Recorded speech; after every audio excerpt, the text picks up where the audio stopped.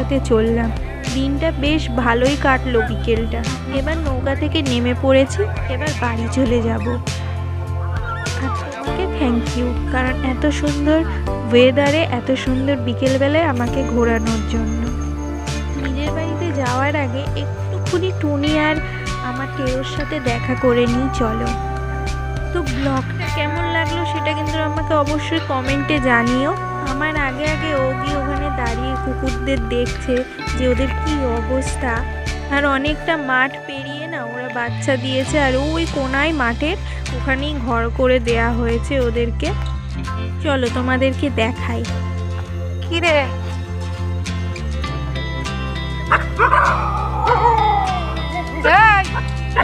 একটা দেবো দেখে চিৎকার করা? দেখে চিৎকার করার কি আছে? হ্যাঁ, দেখে চিৎকার করার কি আছে? তোর বাচ্চা